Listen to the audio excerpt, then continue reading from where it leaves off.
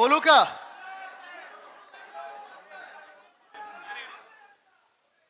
मी असं झालं चालेल ना? वेळ दुपारची झालेली आहे. नाही, ठीक आहे. वेळ दुपारची झालेली आहे. सगळ्यांना भूक लागली असेल. बोलू की थांबू? कारण आपल्यापेक्षा जास्ती भूक ही भाजपला लागलेली आहे. खवळलेत बोलतात. त्यांना भूक एवढ्याचीच लागलेली आहे की आपण महाराष्ट्र गिळतोय कधी आणि बिल्डरांच्या आणि कॉन्ट्रॅक्टरच्या हातात घालतोय कधी, घशात घालतोय कधी, ही भूक त्यांना लागली. आता तुम्ही मला सांगा की ही भूक त्यांना भागू द्यायची आहे की त्यांना भुकेला ठेवायचं हे तुम्ही ठरवायचं. पाणी भुकेला ठेवायचं तुम्ही ठरवायचं. कारण ही भूक फार भयानक आहे. ही भूक जी आहे ही महाराष्ट्र संपवणारी भूक आहे. ही भूक आपण पाहत आहोत शहरं संपवणारी भूक आहे आणि हीच भूक ही आपल्या देशाला मागे नेणारी भूक आहे. खरं तसं पाहायला गेलं तर आपण पूर्णपणे सत्ता त्यांच्या हातात दिली होती. 2017 तुम्हाला आठवत असेल, 2014 तुम्हाला आठवत असेल. आज इथे पदाधिकारी मेळावा सगळा जो आपला होत आहे तो ह्याच कारणामुळे होत आहे की जी स्वप्न आपल्याला दाखवली गेली होती भाजपकडून, ते एक तरी स्वप्न हे पूर्ण झाले का ह्याचं उत्तर तुम्ही मला द्या. झाले? झाले? चला पहिल्यापासून सुरू करूया आपण. 2014 काय देणार होते आपल्याला ते? अच्छे दिन. अच्छे दिन येणार आहेत असं सांगितलं होतं ना. 2014 पासून आतापर्यंत किती वर्ष झाली? 11 वर्ष झाली, 12 वर्ष झाली. 12 वर्ष बहुमताचं ज्यांचं सरकार आहे, दिल्लीत सरकार आहे, महाराष्ट्रात सरकार आहे. तुम्ही मला सांगा, या महाराष्ट्रासाठी असेल किंवा या देशासाठी असेल चांगले दिवस आलेत का? आलेत? तुम्ही मला एक तरी चांगली गोष्ट सांगा ना. जर आपण संपूर्ण महाराष्ट्राचा विचार केला किंवा देशाचा विचार केला तर जे आपल्याला सांगितलं गेलं होतं की अच्छे दिन मध्ये काय काय होणार आहे, अच्छे दिन आने वाले मध्ये काय काय होणार आहे, सुरुवातच करायची झाली तर 2 कोटी तरुणांना रोजगार मिळणार होता. 20 लाखाला तरी मिळालाय का? मिळालाय? उलट बेरोजगारी वाढत चाललेली आहे. रुपया डॉलरच्या बरोबरीला येणार होता, एकाला एक होणार होता. आज कितीला पोचले रुपया? 90, 92, 95. म्हणजे जे आपले तरुण मुलं मुली आहेत जे बाहेर शिकायला जातात, मध्यम वर्गातून येतात, ते बिचारे जेव्हा बाहेर शिकायला जातात तेव्हा रुपयामध्ये जेव्हा तिथे डॉलरमध्ये कन्व्हर्जन होतं, भारी कोणावर पडतंय? तर ह्या लोकांवर पडतंय, आपल्या तरुणांवर पडत आहे. आज साधी गोष्ट तुम्ही मला सांगा ना, महिलांचा सन्मान जो होणार होता, महिलांना जे सुरक्षा देणार होते, महिलांना नोकऱ्या देणार होते, आज तुम्ही मला सांगा ह्या देशामध्ये आपल्या तुम्हाला तरी वाटते का महिला सुरक्षित आहेत? नाही. म्हणजे आपली जंगलं सुरक्षित नाहीत, आपले तरुणांना रोजगार मिळत नाहीये, कुठेही उद्योगधंदा वाढत नाहीये, आपली शहरं काही सुधारत नाहीयेत, महिला सुरक्षित नाहीयेत. अशा सगळ्या परिस्थितीमध्ये आज जर तुमच्या दारी कोणी भाजपवाले आले तर तुम्ही त्यांना सांगा, दादांनो तुमचं 12 वर्ष ह्या देशात बहुमताचं सरकार आहे, तुम्ही एक काहीतरी गोष्ट सांगा जी चांगली केली आहे, मी तुम्हाला मत द्यायला तयार आहे. एक सुद्धा तयार नाही, काही तयार नाही. बोलणार आहे त्याच्यावर, येणारच आहे. आत्ता तिथेच जाऊन आलो मी. पण आज महाराष्ट्रामध्ये आपण पाहतोय, दादा थोडं बसा ना, खूप फ्लॅश झाले आता, बसून घ्या. आज महाराष्ट्रामध्ये आपण पाहतोय मंत्री असतील, मुख्यमंत्री असतील, घटनाबाह्य मुख्यमंत्री उपमुख्यमंत्री असतील, गरा सगळीकडे फिरत आहेत. ह्या आत्ताच्या निवडणुकीमध्ये पैशाचं वाटप जेवढं झाला, बॅगा घेऊन फिरतायत, सगळं काही झालंय, मंत्री माजलेले आहेत, मुख्यमंत्र्यांना संवेदनशीलता नाहीये, जिथे बघतोय आपण कायदा सुव्यवस्थेचे चिंधडे उडवलेले आहेत. आणि अशा परिस्थितीमध्ये आपल्या 29 शहरांनी, मग मुंबई आलं, पुणे आलं, ठाणे आलं, कल्याण डोंबिवली आलं, नाशिक आलं, नागपूर, सोलापूर, कोल्हापूर, वसई विरार, ह्या सगळ्या शहरांनी भाजपला मतदान का करायचं हा जर प्रश्न आपण उपस्थित केला तर हा प्रश्न गैर आहे का? नाही. आता फरक बघा, 2 पक्षांमधला फरक बघा. 16 डिसेंबरला मी मुंबईमध्ये वरळी इथे डोम मध्ये कार्यक्रम घेतला होता. टीव्हीवर पाहिला का तुम्ही? पूर्ण महाराष्ट्रात पाहिला, देशभरात तो कार्यक्रम गेला होता. कारण त्याच्यात मी एकच दाखवत होतो, कोणावरही टीका केली नाही, भाजपवर टीका केली नाही, कुठच्याही पक्षावर टीका केली नाही, मी फक्त आणि फक्त मुंबई महानगरपालिकेमध्ये 1997 पासून 2022 पर्यंत शिवसेना उद्धव बाळासाहेब ठाकरे पक्षाने काय काम केलेलं आहे हे आपण दाखवलं आणि अभिमानाने सांगितलं की होय आम्ही करून दाखवलं.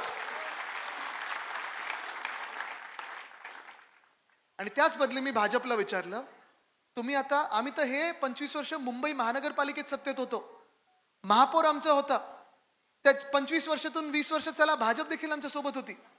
वेगळ्या वेगळ्या ज्या कमिटी असतात, इम्प्रुव्हमेंट कमिटी, स्थायी समिती, झाडांची कमिटी असते, हे सगळ्या कमिटीवर आमचं काम होतं. ते आम्ही अभिमानाने सांगू शकतो, मोठ्या होर्डिंगवर लावू शकतो, स्क्रीनवर दाखवू शकतो की होय हे काम आम्ही करून दाखवलं होतं. आणि मग आता मी मुख्यमंत्र्यांना सांगतोय की मुख्यमंत्री महोदय, तुम्ही स्वतः आता महाराष्ट्रात 6 वर्ष मुख्यमंत्री आहात, जवळपास बहुमतातच तुमचं सरकार आहे, केंद्रात तुमचं सरकार आहे, प्रधानमंत्री तुमचे आहेत, रक्षा मंत्री तुमचे आहेत, गृहमंत्री तुमचे आहेत, सगळं तुमचं असताना तुम्ही मला एक तरी स्वतःने केलेलं काम दाखवा की होय आम्ही हे करून दाखवलं. पण असं काहीच नाहीये. आता इकडचंच तर पहा ना, नाशिक मधलंच पहा. तुम्ही मला सांगा, ए दादा जरा फोटोग्राफर थोडे बसा ना इथे, ते फ्लॅश खूप उडतात. तुम्ही मला सांगा 2017 मध्ये बहुमत कोणाचं आलं? सत्ता कोणाची होती? 2017 मध्ये महापौर कोणाचं होतं इथे? बीजेपीचं होतं ना. ठीक आहे. आता तुम्ही मला सांगा, मुख्यमंत्री तेव्हा कोणाचे होते? भाजपचे होते की नव्हते? होते. महापौर कोणाचे होते? भाजपचे होते की नव्हते? इथे येऊन मी नाशिकला दत्तक घेतोय असं उपकार करतात असं येऊन सांगितलं होतं कोणी?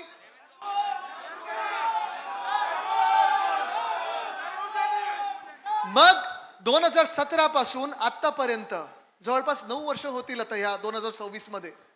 तुम्ही मला सांगा, नाशिकचं चित्र हे बदललंय की बिघडलंय? मी चुकीचं बोलत असेल तर मला तुम्ही करेक्ट करू शकता. सांगा आदित्य, तुम्ही चुकीचं बोलताय, नाशिक एकदम कुठच्या कुठे गेलंय, वॉशिंग्टनच्या बाजूला तर नाशिक आलेलं आहे. झालंय का असं? नाही झालंय. आपले जे मूलभूत जे प्रश्न आहेत, जे नाशिककरांचे प्रश्न आहेत, त्याच्यावर लक्ष देणं गरजेचं आहे. हे मी तुम्हाला का सांगतो? कारण आज आपण पक्षाचे पदाधिकारी असू, कार्यकर्ते असू, जेव्हा आपण प्रचाराला जाऊ, घरोघरी जाऊ, तेव्हा भाजप येईल आता आणि त्यांचं इकडून तिकडून जे कार्पेट बॉम्बिंग सुरू करतात ना, भलते सलत्या प्रश्नांमध्ये हात घालतील. ते भाजप जे प्रश्नांमध्ये हात घालेल ते येऊन हिंदुत्वावर बोलेल, जातीय तेढ निर्माण करेल, धार्मिक तेढ निर्माण करेल, समाजामध्ये भांडण निर्माण करण्याचा प्रयत्न करेल, भाषणमध्ये मराठी अमराठी वाद निर्माण करण्याचा प्रयत्न करेल. भाजपला तुम्ही एवढंच विचारलं पाहिजे आणि सांगितलं पाहिजे की हे सगळं बाजूला ठेवा, मुद्द्याचं बोला, नाशिकचं बोला, नाशिककरांचं बोला. एवढी वर्ष तुमच्या हातात सत्ता असून, एवढे वर्ष तुमच्या हातात ताकद असून, पैसा असून, सगळं काही असून, जर उधळपट्टी तुम्ही जर निवडणुकांमध्ये करत असाल तर थोडासा पैसा असेल, थोडासा फंड असेल, थोडंसं लक्ष असेल, तुम्ही जे सांगता ना की आम्ही दत्तक घेणार, दत्तक घेणार, दत्तक घेतलं होतं, हे उपकार नका करू. तुमचं कर्तव्य आहे, मुख्यमंत्री म्हणून जे तुम्ही काम केलं पाहिजे, महापौर म्हणून जे तुम्ही काम केलं पाहिजे ते न करता सगळं तुमचं लक्ष हे राजकारणावर असतं, पक्ष फोडण्यावर असतं, सगळी मंडळी गोळा करण्यात असतं, पैसे वाटपत असतं. मग तुम्ही राजकारण सोडून समाजकारण कधी करणार आणि शासन कधी चालवणार?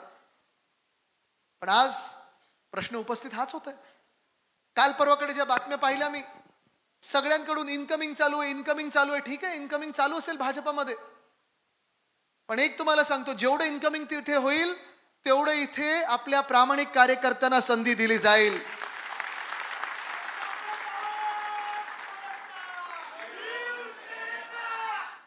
मी हे नेहमी सांगतो, जेव्हा तन मन धनची लढाई असते, धन त्यांच्याकडे आहे पण तन आणि मन आमच्याकडे, आणि तर मनसे पण आमच्या सोबत आलेले आहे, म्हणजे दिलसे आणि मनसे दोन्ही एकत्र काम करणार आहोत. मला वाटतं इथे सोबत आपल्या काँग्रेस एनसीपी पण येईल, कम्युनिस्ट आलेलेच आहेत.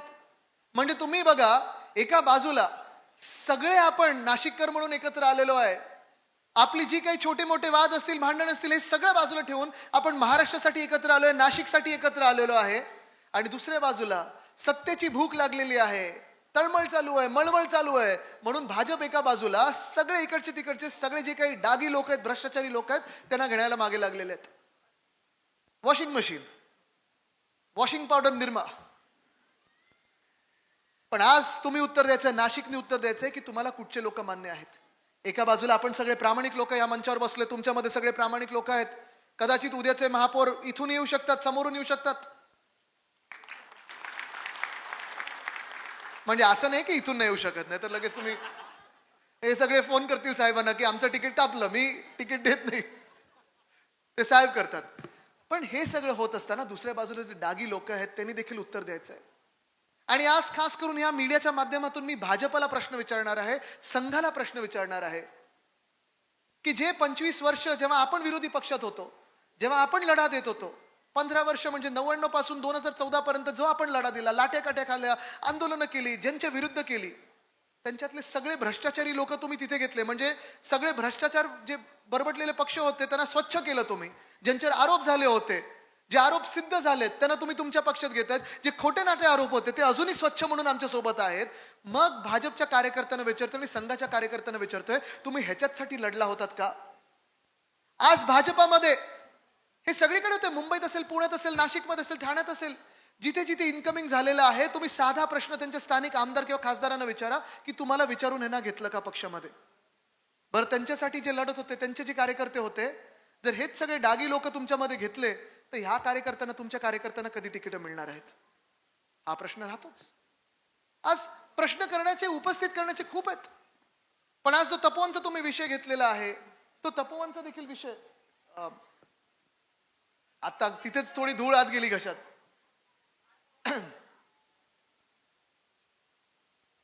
मला तुम्ही सांगा, तपोवन तुम्ही किती लोक जाऊन आलात तपोवन मध्ये? सगळे जाऊन आलात?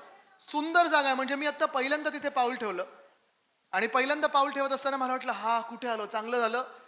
मी त्यांना विचारणार होतो आपण मेळावा वगैरे उद्या परवाकडे घेऊ शकतो का, आज एक दिवस इथंच बसूया. तपश्चर्याचं वन, पंचवटीत तपश्चर्याचं वन, प्रभू श्रीरामाच्या पावन पदस्पर्श झालेली ही भूमी, आणि अशा भूमीत प्रभू श्रीरामाचं जिथे वास्तव्य राहिलेलं आहे, हे पंचवटी कापण्याचं काम कोण करू शकतं? कोण करू शकतं? राक्षस करू शकतात, रावण करू शकतात, पण प्रभू श्रीरामाचे भक्त नाही करू शकत. हे भाजपवाले जेव्हा येतील आपल्यामध्ये, जेव्हा जय श्रीराम बोलतील, त्यांना सांगा राम आमच्या मनात आहे, हनुमान आमच्या हृदयात आहे. तुमच्या मनात जर असतं तर तपोवन तुम्ही कापलं नसतं. जे तपोवन कापून तुम्ही साधू ग्राम बनवायला निघालेला आहात, तुम्ही मला सांगा, हे साधू, संत साधू, महापुरुष, महंत जेव्हा येतात तेव्हा त्यांची तपश्चर्या कुठे होते? जंगलात होते, वनात होते, 5 स्टार मध्ये होते? नाही. पण हे भाजपवाले खोटे बोलत आहेत. भाजपवाले साधू ग्रामाच्या नावाखालती एक त्यांचे व्हिडिओ कुठेतरी, एक ठक्कर बिल्डर म्हणून कोणतरी आहे ते, त्यांनी तो व्हिडिओ व्हायरल केला होता. मुख्यमंत्र्यांना ते सांगतायत की तपोवनला आपण येलो झोन मध्ये आणू, साधू ग्राम बनवू. म्हणजे येलो झोन मध्ये, म्हणजे ग्रीन झोन, झाडं आहेत, वन कापून तिथे तुम्ही आता साधूग्राम बांधा. साधूग्राम बांधल्यानंतर, कुंभमेळा झाल्यानंतर तिथे बिल्डरांच्या घशात ते टाकायला मोकळे. तुम्हाला वाटतं हा त्यांचा धर्म आहे? तुम्हाला वाटतं हे खरं त्यांचं हिंदुत्व आहे? तुम्हाला वाटतं ही खरी तपश्चर्या आहे? अहो, खरी तपश्चर्या म्हणजे तिथे आता तपोवन बनवलेलं आहे, ते तपोवनाला फॉरेस्टचा दर्जा देऊन, जंगलाचा दर्जा देऊन, खरोखर जे साधू महंत असतील त्यांना खरोखर तिथे चांगली तपश्चर्या करू देण्यासाठी आणि पंचवटी तशीची तशी चांगली ठेवण्यासाठी जी तपश्चर्या होईल, जी राजकीय तपश्चर्या होईल, त्याला खरं हिंदुत्व मानू शकू. हे भाजपचं जे आहे ते चुनावी हिंदुत्व आहे, खोटं हिंदुत्व आहे. आणि भाजप जी आहे ते रामराज्य नाही, रावण राज्य आणू इच्छित आहे, म्हणून हे सगळं चाललेलं आहे. कारण आज जे काही चाललंय ते देशभरात भयानक चाललंय चित्र. अरावलीमध्ये जो मी पाहताय, डोंगर कापायला निघालेत, मायनिंग करायला निघालेत, तपोवन इथे नष्ट करायला निघालेत, नाशिकमध्ये, नागपूरमध्ये अग्निवन तोडायला निघालेले आहेत. एका बाजूला हे सगळे भारतीय जनता पक्ष नाही तर बिल्डर जनता पार्टी म्हणून ते एकत्र आलेले आहेत. आपण सगळे नाशिककर म्हणून एकत्र आलेलो आहे. तुम्ही ठरवायचंय जिंकवायचं कोणाला आहे. आज इथे खूप मोठ्या संख्येत महिला उपस्थित आहेत. वाटतं तिथे पण आहेत, कॅमेराच्या मागे पण बसलेत. जवळपास 60% महिला आहेत तिथे. इथे आहेत, तिथे आहेत, पलीकडच्या शेडमध्ये बसलेले आहेत. आज तुम्हाला विचारत आहे मी महिला म्हणून जे काही चाललेलं आहे, जे शहराचं विद्रुपीकरण चाललेलं आहे, महिला म्हणून जे शहरात गुन्हेगारी वाढत चाललेली आहे, जे शहरात तुम्ही पाहताय रस्त्यांवर खड्डे की खड्ड्यात रस्ते, फुटपाथ कुठेही नाहीये, धूळ जी वाढत चाललेली आहे, तुम्हाला वाटतं का की तुम्ही किंवा तुमची पुढची पिढी अशा शहरांमध्ये राहू शकते? राहू शकते का? म्हणजे एका बाजूला तुम्ही पाहता की जिथे आता उन्हावमध्ये तुम्हाला आठवत असेल 2017 मध्ये एक बलात्कार झाला, आणि त्या बलात्कारानंतर तिकडे भाजपचे जे आमदार होते कुलदीप सेंगार, त्यांच्यावर गुन्हा दाखल झाला, चौकशी झाली आणि त्यांना गुन्हेगार ठरवलं गेलं. नुसतं अक्यूज नाही तर कॉन्व्हिक्ट, गिल्टी ठरवलं गेलं की ह्यांनीच रेप केला. त्या मुलीने देखील सांगितलं की होय ह्यांनीच रेप केला. त्याच्यानंतर गँगरेप केला, त्याला जेलची शिक्षा झाली, जन्मठेप झाली. पण भाजपचा आमदार होता म्हणून ज्या माणसाला फासावर चढवायला पाहिजे होतं त्या माणसाला परवा बेल मिळालेली आहे. तर ह्या माणसाने फक्त म्हणजे रेप केला, कोणाचा बलात्कार केला तर फासावर चढवलंच पाहिजे, पण तेवढंच नाही केलं तर वडिलांना त्यांनी ज्युडिशियल कस्टडीमध्ये मारून टाकलं. त्याच मुलीच्या वडिलांना, त्या मुलीच्या परिवाराला एका गाडीचा ऍक्सिडेंट घडवून आणला आणि त्या परिवाराला मारून टाकलं. परवाकडे तिची आई आणि ती बिचारी जेव्हा ह्याला बेल मिळाली, ह्या घाणेरड्या राक्षसाला ज्याला फाशीवर चढवायला पाहिजे होती, बेल मिळाली, तेव्हा भाजपचे लोक जाऊन त्याला हार घालत होते, हार तुरे घालत होते, त्याची ओवाळणी करत होते. आणि हिची आई आणि ही जेव्हा बिचारी रस्त्यावर आंदोलन करायला आली तेव्हा पोलिसांनी उचलून हिना फेकून दिला आत. असं सरकार तुम्हाला भाजपचं मान्य आहे का? हे जंगलराजच झालं. म्हणजे ते जे बोलतात ना जंगलराज बिहारमध्ये होतं, बिहारमध्ये होतं, तसं नाहीये. भाजपाच्याच राज्यात जंगलराज होत आहे. बिल्किस बानो सोबत काय झालं? तिच्या 3 वर्षाच्या मुलाला डोळ्यासमोर चिडून टाकलं होतं, तिच्या परिवाराला मारून टाकलं होतं आणि तिच्या देखील बलात्काराला जेव्हा तो जेलमधून बाहेर आला त्याला हार घातले, तुरे घातले. असे हे भाजपवाले हे महिलांना मान्य आहेत का? म्हणजे लाडकी बहीण मधून मध्ये मुख्यमंत्री चिडले होते अधिवेशन, मी पाहिलं की तुम्ही लाडकी बहीणवर सतत बोलू नका, लाडकी बहीणवर सतत बोलू नका. अहो लाडकी बहीणवर बोलणार आम्ही, कारण तुम्ही पहिलं तर सांगितलं होतं लाडकी बहीण मध्ये की 2100 रुपये आम्ही देऊ, सांगितलं होतं की नव्हतं? म्हणजे तुम्ही तिथे तर खोटं बोललाच, पण ज्या तुम्ही लाडक्या बहिणी म्हणून फसवतात ज्या बहिणींना, त्यांची सुरक्षा तरी तुम्ही कायम ठेवा. पण एक भयानक चित्र आपल्या डोळ्यासमोर येते. म्हणजे शेतकरी आत्महत्या करत चाललेले आहेत, तिकडच्या शेतकरी महिलांचे जे कुंकू आहे ते पुसत चाललेले आहे, पण तिथे कर्जमाफी तुम्ही करत नाही. महिलांवर जे बलात्कार होतात, महिलांवर जे अत्याचार होतात त्याच्यावर तुम्ही बोलायला काही तयार नाही. गुन्हेगारी वाढत चाललेली आहे, तिथे बोलायला तयार नाही. मला वाटतं 1-1.5 वर्षापूर्वी नाशिकमध्ये किती खून झाले होते? 42 खून झाले होते. त्याच्यावर तुम्ही काही गृहमंत्री म्हणून बोलायला तयार नाही आहात. नवीन कुठचा उद्योगधंदा आपल्या राज्यात येत नाही, गुंतवणूक येत नाही, त्याच्यावर बोलायला काही तयार नाही आहात. 3 वर्ष आपली शहरं भयानक होत चाललेले, वाटोळं करत चाललंय तुम्ही, त्याच्यावर बोलायला काही तयार नाही आहात. आणि मग बोलायचं कशावर? तर नाही, आम्ही धर्मावर बोलू, आम्ही समाजावर बोलू, आम्ही भाषेवर बोलू. कशासाठी? तुम्हाला जर बोलायचं असेल तर मुद्द्यावर बोला. आणि धर्मावरच बोलायचं असेल, तुम्हाला धर्मावरच भाजपा म्हणून बोलायचं असेल तर तुम्ही आम्हाला एक उत्तर द्या की पालघरमध्ये जे साधू हत्याकांड झालं होतं त्याच्यातला जो प्रमुख आरोपी होता त्याला तुम्ही भाजपात का प्रवेश दिला, ह्याचं पहिलं उत्तर द्या आणि मग हिंदुत्वावर बोलायला समोर या. तुम्हाला आठवत असेल ते पालघर हत्याकांड जेव्हा झालं, ते 2 साधूंना जेव्हा मारलं गेलं, तिथे केवढं काय रान पेटवलं होतं भाजपने. जणू काही महाराष्ट्रात 2 साधूंच्या विरुद्ध उभा आहे, आपण सगळे 2 साधूंच्या विरुद्ध उभे आहोत. बरोबर निवडणुकीची जेव्हा वेळ आली, आता ही जिल्हा परिषद नाही, नगरपालिकेची निवडणूक होती, तेव्हा त्याच प्रमुख आरोपीला, ज्यांनी साधू हत्याकांडात प्रमुख आरोपी आहे, त्यांनी प्रवेश दिला होता. म्हणजे खोटं बोलत राहायचं, रेटून बोलायचं, खोटं बोलायचं, रेटून बोलायचं आणि ह्या खोट्यावर दंगली निर्माण करायचं, सगळं काही करायचं आणि जिंकून आणण्याचा प्रयत्न करायचा. आज तुम्ही ठरवायचं आहे, आपलं जे नाशिकमधलं वातावरण आहे ते भाजपच्या हातात देऊन बिल्डर कॉन्ट्रॅक्टरांचं करायचंय, बिघडून टाकायचं आहे, जाती आणि धार्मिक करून टाकायचं आहे, की आपल्या भवितव्याला निवडायचं आहे, हे तुम्ही ठरवायचं आहे. हा निर्णय तुमचा असणार आहे. अनेक सभा पुढे होतील, बोलण्यासारखे विषय खूप आहेत. आत्ताच मी पाहत होतो इकडच्या बसेस देखील, जे मी सतत सांगत होतो, म्हणजे त्यावेळी मुख्यमंत्री बोलले होते की आम्ही इंडिया निओ मेट्रो आणू. आले का? एक तरी खांब लागलाय का? IT पार्क येणार होतं, एक तरी कम्प्युटर बसलाय का? रस्ते सुधारणार होते, एक तरी खड्डा बुजलाय का? नाही. आणि जे मी सातत्याने बोलत होतो की नाशिकवर आमचं प्रेम आहे, ते प्रेम आहे ते ह्या नाशिककरांवर आहे, नाशिकच्या बिल्डर आणि कॉन्ट्रॅक्टरवर नाहीये. हा फरक आपल्यामध्ये आणि भाजपामध्ये आहे. विषय खूप आहेत बोलण्यासारखे. ज्या मी बस बोलत होतो, भाजपने प्रायव्हेट बसेस आणल्यात, त्यांचाच कोणतरी कॉन्ट्रॅक्टर असेल. मी सांगतोय महानगरपालिकेच्या बसेस द्या. पण जे जे मुंबईमध्ये आपण करून दाखवलं ते देखील मला पुन्हा एकदा नाशिकमध्ये करून दाखवायचं आहे.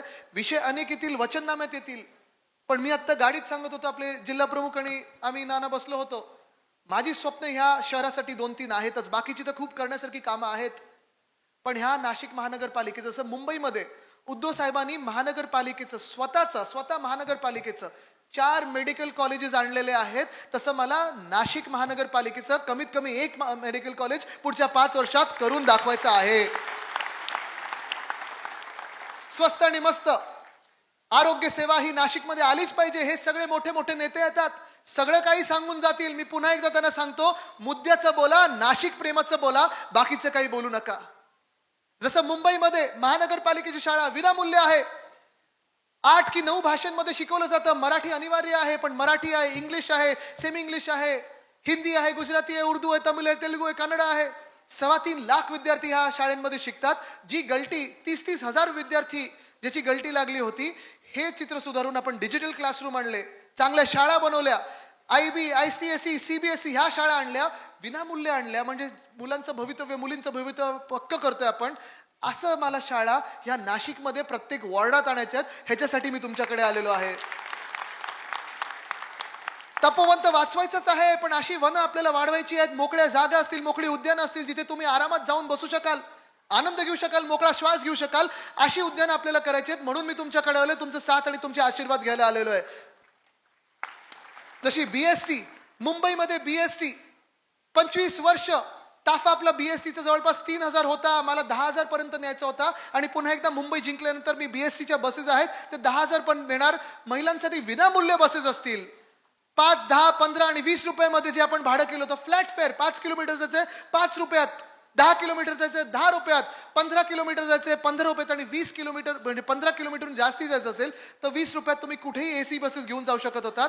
अशी बस सेवा आहे नाशिकमध्ये, ती मला आणायची आहे. ह्याच्यासाठी मी तुमच्याकडे आलोय. तुम्ही आशीर्वाद मला देणार की नाही?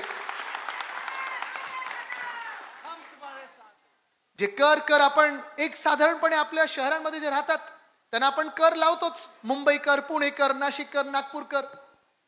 भाजपाने बरोबर तो कर बघितलेला आहे.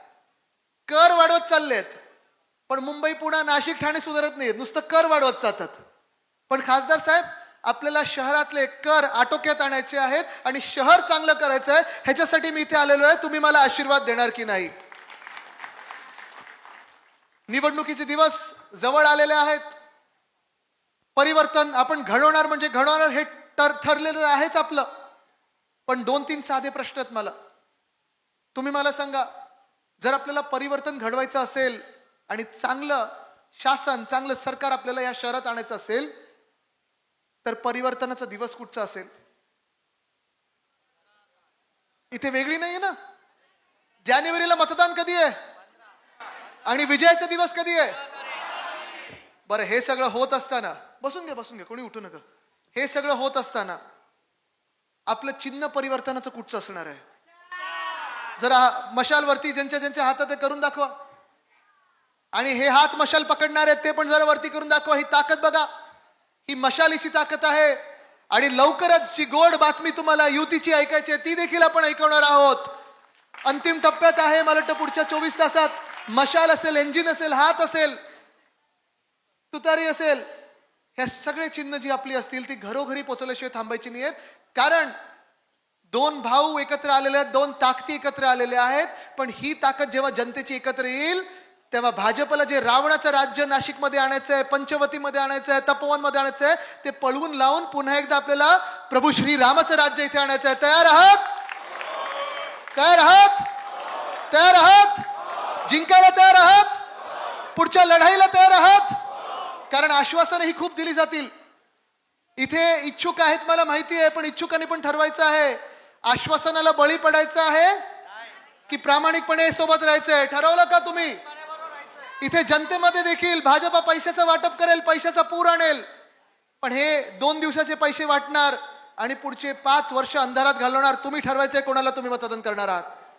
कार्यकर्ते म्हणून, पदाधिकारी म्हणून तुम्ही ठरवायचं आहे. त्यांना ताकद दाखवायची की नाही, त्यांना हद्दपार करायचंय की नाही, आणि आपला महापौर बसवायचाय की नाही. नाशिकवर प्रेम करणारा महापौर पाहिजे की दिल्ली समोर झुकणारा महापौर पाहिजे, हे तुम्ही ठरवायचंय. आणि जर ठरवलं असालच तर आजपासून घरोघरी जाऊन प्रचार करा. दिवस फार कमी आहेत. परिवर्तन घडवायचं असेल तर प्रत्येक दिवस, प्रत्येक क्षण, प्रत्येक तास आपल्याला घरोघरी जाऊन प्रचार करायला लागेल आणि प्रामाणिक जनतेला सोबत घेऊन 16 तारखेला विजय मिरवणूक काढायला लागेल. धन्यवाद. जय हिंद, जय महाराष्ट्र, वंदे मातरम.